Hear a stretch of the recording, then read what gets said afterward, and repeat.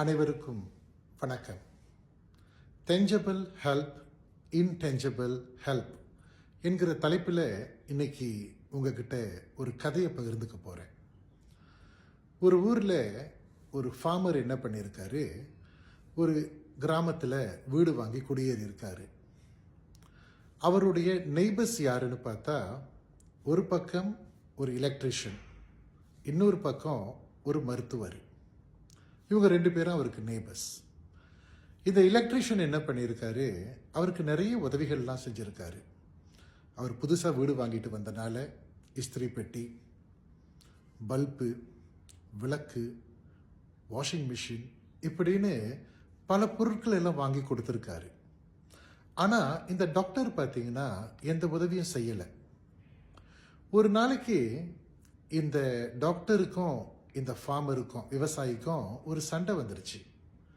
அந்த சண்டையில் இந்த விவசாயி சொல்லி காட்டிட்டாரு, நீ எல்லாம் ஒரு நேபரா பாரு, அந்த எலக்ட்ரிஷியன் எனக்கு எவ்வளோ உதவி பண்ணியிருக்காரு, என்னென்ன பொருட்கள் எல்லாம் வாங்கி கொடுத்துருக்காரு, ஆனால் நீ எனக்கு ஒன்றுமே செய்யலையே அப்படின்னு சொல்லிட்டாரு. இதை கேட்ட இந்த டாக்டர் சொல்லியிருக்காரு, அவர் வாங்கி கொடுத்த அனைத்து பொருட்களும் வேலை செய்யறதுக்கு உனக்கு மின்சாரம் தேவை, யோசிச்சிருக்கியா? அந்த மின்சாரத்தை என்னோட ஜெனரேட்டரில் இருந்து தான் இந்த வில்லேஜில் எல்லாருக்கும் நான் கொடுத்துக்கிட்டு இருக்கேன். ஆனால் இன்னைக்கு வரைக்கும் அந்த ஜெனரேட்டருக்கோ அதை உபயோகிக்கிறோம் இல்லையா, அதற்கான செலவையும் நான் யாருக்கிட்டையும் கேட்டதில்லை. ஏன்னா இது தான் நான் இந்த ஊர் மக்களுக்கு செய்யக்கூடிய உதவி அப்படின்னு சொன்னார்.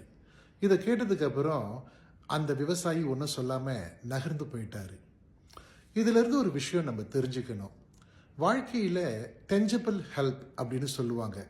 அதாவது சில உதவிகள் நம்ம கண்ணுக்கு நல்லாவே தெரியும், இவங்க உதவி செஞ்சாங்க, இதெல்லாம் செஞ்சாங்க, அதெல்லாம் செஞ்சாங்க அப்படின்னு. அதே மாதிரி இன்டெஞ்சபிள் ஹெல்ப்னு ஒன்று இருக்குது. கண்ணுக்கு தெரியாத உதவிகள், நம்மளால பார்க்க முடியாது. அந்த மாதிரி உதவிகளும் நமக்கு நிறைய கிடைச்சிக்கிட்டு தான் இருக்கு அப்படிங்கிறத நாம் மறந்துடக்கூடாது. இன்னைக்கு நம்ம நல்லா வாழ்கிறோம், நல்ல வீடு, நல்ல உத்தியோகம், நல்ல சம்பளமெல்லாம் இருக்குனாக்கா நம்மளாம் என்ன நினைக்கிறோம், நம்ம உழைக்கிறோம், பணம் வருது, அதில் வாங்கி சந்தோஷமாக வாழ்ந்துக்கிட்டு இருக்கோம். என் முதலாளி நல்லவர், இவர் நல்லவர், அவர் நல்லவர், அவர் மூலியமாக தான் நான் வாழ்ந்துக்கிட்டு இருக்கேன் அப்படின்னு நினைக்கிறோம். ஆனால் நம்ம ஒரு விஷயத்தை மறக்கக்கூடாது. எத்தனையோ பேருடைய ஆசீர்வாதம், வாழ்த்துக்கள் நம்மளை அந்த அளவில் வாழ வச்சுக்கிட்டு இருக்கு. நம்ம முன்னோர்களுடைய ஆசீர்வாதமாக இருக்கலாம், நம்ம பெற்றோர்களுடைய ஆசீர்வாதமாக இருக்கலாம், யாரோ 4 பேருக்கு உதவி செஞ்சுருப்போம், அவங்க நம்மளை வாழ்த்திட்டு போயிருக்கலாம். இந்த வாழ்த்துக்கள்லாம் நம்மளை இன்னைக்கு சந்தோஷமாக வாழ வச்சுக்கிட்டு இருக்கு அப்படிங்கிறத நம்ம மறந்துடக்கூடாது. அதனால கண்ணுக்கு தெரிந்த உதவிகளை மட்டுமே பாராட்டிக்கிட்டு இருக்காம, நம்ம கண்ணுக்கு தெரியாமல் கூட பல உதவிகள் நமக்கு கிடைச்சிக்கிட்டு தான் இருக்கு, பல பேருடைய வாழ்த்துக்கள், ஆசீர்வாதம் எல்லாம் நம்மளை வாழ வச்சுக்கிட்டு இருக்கு அப்படின்னு சொல்லி கொஞ்ச நேரம் கண்ணை மூடி அவர்களையெல்லாம் நினைத்து அவர்களுக்காக பிரார்த்தனை பண்ணி நன்றி சொல்வது தான் மனித தன்மையாகும். இப்போ நம்ம என்ன பண்ணலாம், காலையில் எழுந்துக்கலாம், கொஞ்ச நேரம் கண்ணை மூடிக்கிட்டு ஒரு இடத்துல உட்காரலாம். என்ன பிரார்த்தனை செய்யணும், இறைவா, எனக்கு வாழ்க்கையில் எவ்வளவோ விஷயங்கள் கொடுத்து கொண்டே இருக்கின்றாய், சிலது என் கண்ணுக்கு தெரியுது, பலது என் கண்ணுக்கு தெரியாமலே கிடைச்சிக்கிட்டு இருக்கு. யார் கொடுத்தார்களோ அவர்கள் எல்லோரும் நன்றாக இருக்கட்டும், சந்தோஷமாக இருக்கட்டும் அப்படின்னு சொல்லி ஒரு பிரார்த்தனை செஞ்சா நமக்குள் இருக்கக்கூடிய நன்றி உணர்வு வளர்ந்து கொண்டே இருக்கும்.